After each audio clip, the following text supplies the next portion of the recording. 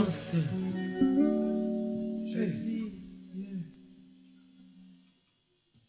De près de loin, venanga King Kester Menea. Vraiment, so mon abando yo. C'est pour toi quoi. Honneur na yo talakaka. King Kester Menea. Ok.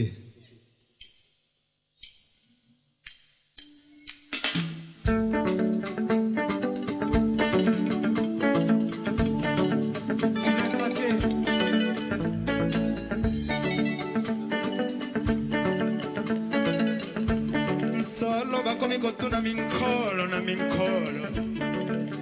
lilie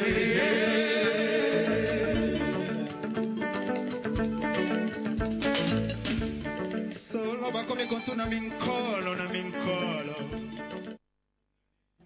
ya Congo démocratique basi pe mibali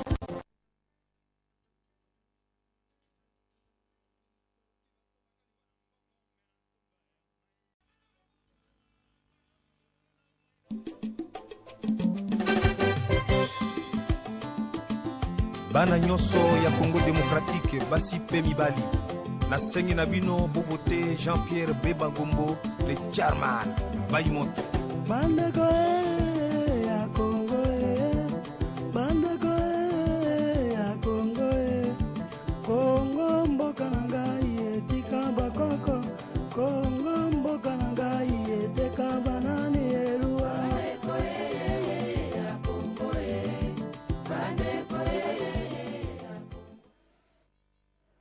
Bien, mesdames et messieurs, bonsoir et bienvenue à ce magazine spécial consacré aux 6 ans de Jean-Pierre Bemba à la CPI.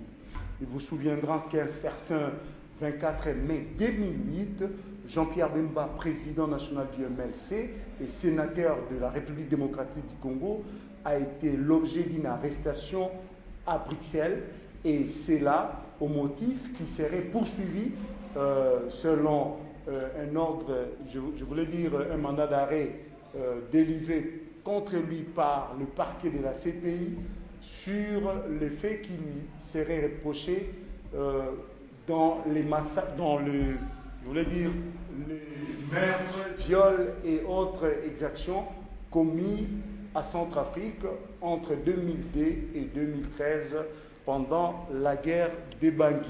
Nous allons parler de 6 ans de Jean-Pierre Bemba à la CPI à travers un regard beaucoup plus intéressé quant à l'issue de ce procès qui n'a fait que trop durer. Moi et Jean-Pierre Njonji de Canal Kin, nous aurons à recevoir pour vous vraiment une pléiade d'invités pour parler de cette question. Jean-Pierre, nous avons 5 invités avec nous. Je vous laisse l'amabilité de présenter nos invités. Toutefois, un mot par rapport à ces 6 ans que nous sommes en train de commémorer sur l'arrestation de Jean-Pierre Bemba. Je crois que vous avez raison, d'aucuns se rappelleront d'un certain 24 mai 2008, c'était un samedi également, prémonition où au fait de l'histoire, Bemba à Bruxelles a été pris par les policiers belges sous ordre du parquet général de la CPI. Bemba est 6 ans aujourd'hui, jour pour jour, devant nous 5 éminents Congolais des différents ans, des différents horizons qui vont parler, qui vont décortiquer avec nous ces 6 ans. Comment ont-ils été vécus par Bemba lui-même, par sa famille politique, par ses avocats conseils, par tous ceux qui partagent avec Bemba son quotidien de tous les jours. Avec nous, Fiske Mandonga, journaliste CTV. Fiske, il est là parce qu'on se rappellera, il travaille, il fait beaucoup de reportages, beaucoup de recherches avec la CPI section RDC. C'est un chercheur également qui a écrit dans son travail de fin d'études sur la CPI, sur sa communication. Il y a Désiré Israël Kazadi à sa droite. Il est président de FFJ, Freedom for Journalists, mais il est très introduit dans les questions liées à la CPI qu'il a traité pendant qu'il était au phare, pendant au moins 6 ans, depuis qu'on a arrêté Bemba. Désiré dedans, il gère ça chercheur également de la justice internationale. À droite de Désiré, il y a Yamba Yamba, un membre de la société civile qui connaît très bien les dossiers de la CPI, il en parle, il connaît les rouages de la CPI et il va donner un regard de la société civile relatif à cette arrestation de Jean-Pierre Bemba 6 ans durant à la CPI. Il est aussi président du mouvement de la restitution de la République aux citoyens. Voilà. C'est une structure de la société civile. À droite de M. Yamba, il y a Jean-Marie Eley Lofele, il faut le dire, un avocat, un juriste, un praticien des questions de droit. Il connaît la CPI au bout de ses doigts. Il va partager son expertise, sa connaissance, tout ce qu'il connaît de la CPI et tout ce qu'il connaît du dossier Jean-Pierre Bemba, qui n'a fait que trop durer. Vous l'avez dit, Jean-Marie Eley Lofele, il connaît la question. Sa voix sera importante et sera prépondérante ici parce qu'il est avocat, un titre important pour tous ceux qui vont nous suivre aujourd'hui. En dernier lieu de nos invités, il y a Valentin Guéringo-Venet, président interfédéral de MLC Kinshasa. Il est assistant parlementaire du sénateur Jean-Pierre Bemba. Il est juriste également. Il connaît très bien les questions de la CPI il a traité, ça fait plus de 6 ans aujourd'hui. Donc voilà, avec ces panels d'invités, on va tenter de décortiquer les 6 ans de Jean-Pierre Bemba à la CPI et tenter de faire des projections de l'après 6 ans et voir les possibilités de voir comme d'aucuns le veulent, Bemba libéré parce que le 2 juin, JC, on va en parler ici, c'est une date importante pour Bemba à la CPI. Bien, merci Jean-Pierre. Voilà, je pense qu'il serait important de faire un petit rappel des faits par rapport à ce que nous aurons à dire ici pour édifier et éclairer la lanterne de nos téléspectateurs. Il s'agit, je le dis un peu dans mon introduction, de l'affaire, le parquet de la CPI contre Jean-Pierre Bemba, qui est reproché à travers ses troupes à Bangui entre octobre 2002 et mars 2015, 2003, je voulais dire, comprenez, j'étais en train de vouloir parler du 15 mars particulièrement. Donc, je parlais de octobre 2002 et mars 2003. Les troupes de Jean-Pierre Bemba, à l'époque ALC, parce qu'il faut rappeler que Jean-Pierre Bemba occupait le nord de la République démocratique du Congo pendant la rébellion, et que à ce moment même, la capitale centrafricaine s'est trouvée prise d'assaut par les rebelles contre le pouvoir établi de Patassé. Eh bien, par réflexe d'assistance normal, les voisins étaient dérangés, les troupes de Jean-Pierre Bemba vont regagner Bangui pour contrer cette attaque rebelle avec à la tête du rebelle un certain François Bozizé. Eh bien, il y a eu ce qu'il y a eu, mais après la débâcle subie par les rebelles, eh bien, les troupes de Jean-Pierre Bemba vont recevoir l'ordre de quitter les terrains, et ce n'est qu'après leur départ que le président Bozizé va prendre le pouvoir, et quelques années après, il y a eu ce qu'il y a eu. Jean-Pierre Bemba se retrouve victime de poursuites judiciaires avec un mandat de la CPI. Nous allons laisser à nos invités aussi l'occasion de développer chacun avec un prisme particulier ces rappels des faits que nous venons de faire afin de pouvoir éclairer la lanterne de nos téléspectateurs et de poser le problème. Je présume que la question elle est importante, ces rappels des faits. L'opinion peut oublier ce qui s'est passé ce 24 mai 2008, mais le parti de Jean-Pierre Bemba, c'est le MLC, a reçu un coup dur s'il faut parler avec eux. Et comme sur plateau, on a un représentant officiel du MLC, en la personne de Valentin Guéringo, président interfédéral, l'opinion la plus importante du MLC dans la République. Il peut nous rappeler qu'est-ce que le MLC, M. Guéringo, a vécu ce 24 mai 2008, alors que vous apprenez Jean-Pierre Bemba sera dans les jours qui vont suivre dans les jours de la CPI. Est-ce que le MLC a vécu ça comme tout le monde, ou bien c'était un peu particulier? Merci pour la question. Je commencerai par vous remercier pour ça. Surtout que c'était un anniversaire qui, disons, peut être douloureux pour nous, mais vous avez organisé une table pour cette occasion et vous m'avez honoré en m'invitant ici. En répondant à votre question, il faut que je vous dise qu'effectivement, cela a été un coup dur pour nous. Vous savez que le MLC a été créé par Jean-Pierre Bemba. C'est grâce à lui que nous formons ce que nous formons. Et avec sa manière de diriger le parti, avec son absence, c'était un coup dur pour nous. Vous savez que ce 24 mai, nous n'y avons pas encore cru. Parce qu'à ce moment-là, papa Jeannot était à Bruxelles. Nous étions en contact avec lui. Nous savions qu'il était dans un restaurant où il attendait son fils pour le repas. Et que du coup, on nous apprend qu'il est arrêté. Quand on nous a appelés, nous étions... D'ailleurs, moi, je me disais que c'était faux, c'est pas vrai, on ne l'a pas arrêté. Mais par la suite, c'était confirmé qu'il a été arrêté. Donc, c'était un coup dur pour nous. Nous avons un regard autre que les autres. Donc, nous en souffrons dans notre chair. Nous sommes ceux qui en souffrent le plus. Voilà. Mais au-delà de la douleur, on regarde encore le micro, au-delà de la douleur ressentie quand vous apprenez l'arrest de Jean-Pierre Bemba par la police belge après le mandat de Luis Moreno au Campo, qui a eu la charge d'en informer aux membres et à la base du parti? Comment la base, vous quatre, ça peut se comprendre, la base, comment a-t-elle accueilli l'annonce de la prise de Bemba par la police belge parce qu'il devait aller dans les geôles de la CPI? Vous savez que la base avait deux attitudes. Hein. D'abord, une attitude de révolte et une attitude d'étonnement.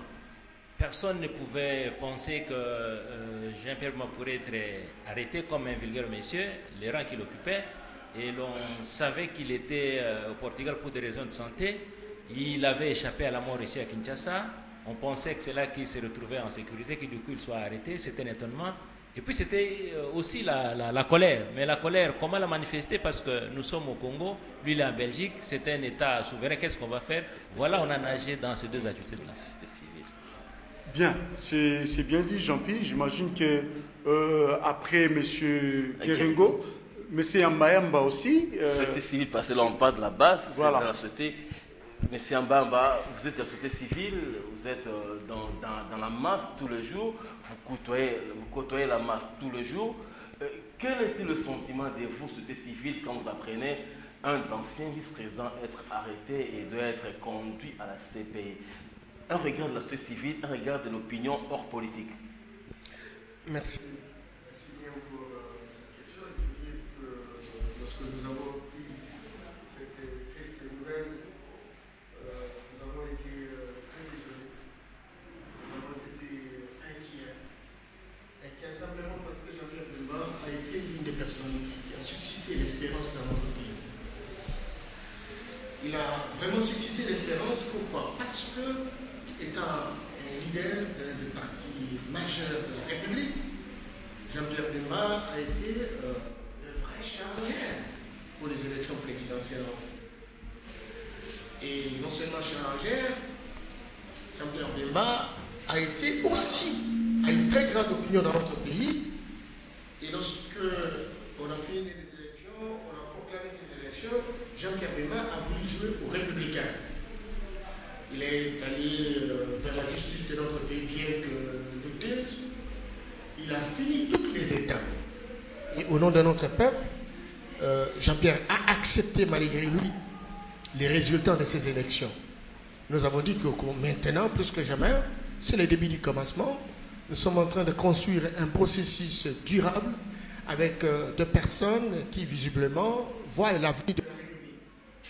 Et au moment où notre peuple, nous, sociétés civiles, nous étions en train de vouloir vivre une démocratie responsable. D'une part, vous avez la majorité au pouvoir. D'autre part, vous avez une opposition avec un leader qui a véritablement une vision. Et voilà, c'est le moment qu'on nous apprend qu'il a été arrêté.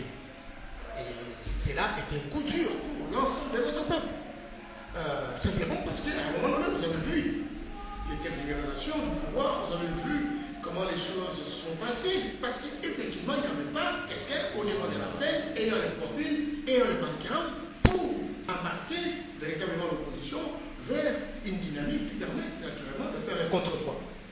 Donc, pour nous, cette arrestation a été un coup dur contre la démocratie. Nous avons toujours pensé que la CPI, j'ai toujours entendu de mon ami Maître Ley, qui a été aussi l'un des artisans pour la mise en place de la CPI, nous entendions sincèrement que cet organe puisse dissuader les criminels. Mais curieusement, j'ai comme l'impression que l'Afrique devient le terrain de prédilection. Et quand je parle de l'Afrique, c'est le Congo. Et plus grave encore, on arrête des personnes qui auraient pu véritablement booster la démocratie, booster le développement. Si on veut vraiment nous aider, on aurait souhaité naturellement qu'on encadre ces processus, qu'on encadre les différents challengers et qu'on essaie de cristalliser la démocratie dans notre pays. Et puis le reste après. Mais bon, quand cela ne tienne, nous avons accepté, mais nous croyons sincèrement que même s'il est là, il est avec le peuple congolais et tout le monde est réveillé autour de cette situation. Nous tous, comme société civile, nous sommes dans plusieurs régions à travers le monde et nous travaillons dur pour que cette question soit toujours sur la table de manière qu'on puisse véritablement dégonfler l'attention du peuple congolais. Bien, merci Monsieur Yamba Yamba. Nous allons donner la parole à Maître Jean-Marie Elei. Vous êtes un avocat très expérimenté. Vous connaissez en matière de procédure judiciaire. Mais aujourd'hui, avec les reculs, quel regard portez-vous sur la manière dont Jean-Pierre Bemba a été arrêté? Est-ce que les procédures ont-elles été respectées? Est-ce qu'il n'y avait-il pas moyen de faire autrement que ce qui a été fait? Je vais renchérir et mettre, j'aimerais répondre. JC, avant ce 24 mai 2008, quand on a arrêté Bemba, M. Jean-Marie, on parlait d'un certain mandat sous-scellé. Est-ce que vous pouvez aujourd'hui éclairer encore l'opinion? L'action de Bemba a été un mandat sous-scellé. Ça renferme quoi exactement? Bon, vous savez que l'arrestation de Bemba avait surpris beaucoup de gens. Pourquoi? Comme Yamayamba l'a dit, la Cour pénale internationale n'est pas l'œuvre des dirigeants politiques. Lorsque on a vécu ce qui s'est passé en Yougoslavie, on a vu les événements en Sierra Leone et les événements au Libéria, et tout ce qui s'est passé aussi au Tchad, vous savez, avec l'affaire Sénabré, on s'est dit qu'il y avait une grande impunité à travers le monde et qu'il fallait une juridiction permanente pour régler les problèmes qui se sont posés lors du génocide rwandais. Parce que le tribunal, après le tribunal spécial pour la Yougoslavie, le TPI au Rwanda et puis le tribunal spécial pour la Sierra Leone, il fallait qu'il y ait une juridiction permanente pour connaître tous les cas de crimes de guerre, crimes contre l'humanité et crimes de génocide. Et ce combat-là, nous l'avions commencé déjà à le mener depuis 2002 avec le défunt Tchebeya. On a été à toutes ces conférences-là au niveau de la Commission de l'ONU pour les droits de l'homme. En Allemagne, à Constance, il y avait une grande réunion des ONG. On était délégués, on est allé là-bas et jusqu'on est arrivé à Rome. Mais lorsque on signe quand même le statut de Rome est né, nous nous sommes dit que cette juridiction, une fois mise en place, va jouer clairement son rôle. Malheureusement, on a eu l'impression, quand on a la République démocratique du Congo écrit d'abord au procureur à la Cour pénale internationale, parce que nous sommes dans un pays post-conflit, que nos juridictions n'étaient pas compétentes, n'avaient pas les moyens pour essayer de juger tout ce qui est comme crime de guerre. Nous déférons l'ensemble de la situation des RDC à la CPI. Les mêmes propositions ont été tenues. Vous savez, en Centrafrique, lorsque Bozizé, président démocratiquement élu, Patassé, président démocratiquement élu, est menacé à 2 reprises pour renverser Patassé. Et c'est ce qui va arriver que, à ce moment-là, à deuxième fois, quand vous lisez même les premiers rapports, je l'ai lu avec vous plusieurs fois aussi, faits par Human Rights Watch, sur la genèse de la participation du UMLC au rétablissement de la paix en Centrafrique, un discours officiel lu par le président Patassé, démocratiquement élu, il a dit: Jean-Pierre Bemba, mon fils, venez parce qu'ici, nous sommes en danger, ici, on est en train de tuer la population et on veut le renverser. Et il s'adresse à Bemba parce que, comme on venait de le souligner ici, nous sommes dans les accords de Saint-Denis, certes, des rébellions. Mais en droit, on dit ceci: quand il y a une rébellion, un pouvoir démocratiquement élu, sa tâche c'est de mater la rébellion. Et il s'est fait que le gouvernement de Kinshasa n'a pas été capable de mater la rébellion. et on signe les accords. Mais dans ces accords-là, en attendant l'unification effective, chaque groupe armé, chaque mouvement politique avait la mainmise sur le territoire et donnait ses troupes au fur et à mesure pour l'unification. C'est ce qui fait qu'au niveau de l'Est, là, il y avait le RCD Goma avec ses démembrements. Il y a eu aussi les Moussa Nyamousi qui ont fait défection avec tout ce qu'on a connu avec la guerre de Kisangani. Et vers l'Équateur et une partie de Bandunduti, c'était le MLC.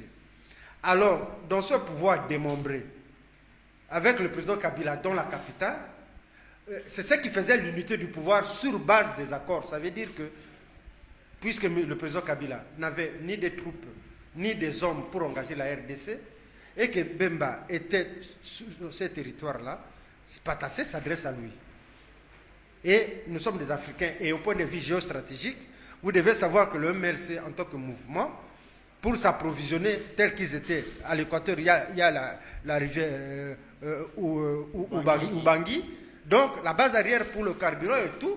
Donc, laisser un rebelle venu du Tchad, qui était Bozizé, prendre le pouvoir sur Centrafrique, donc c'est se suicider soi-même. Même au point de vue géostratégique, ça s'explique. Et on a envoyé, Bemba envoie des troupes à la rescousse au président démocratiquement élu. C'est une démarche au point de vue juridique normale. Un pouvoir démocratiquement élu, puisque on parle de la démocratie, demande l'aide. Et Bemba aussi, dans le cadre des accords, puisque c'est lui qui exerçait l'impérium du pouvoir démembré de la RDC.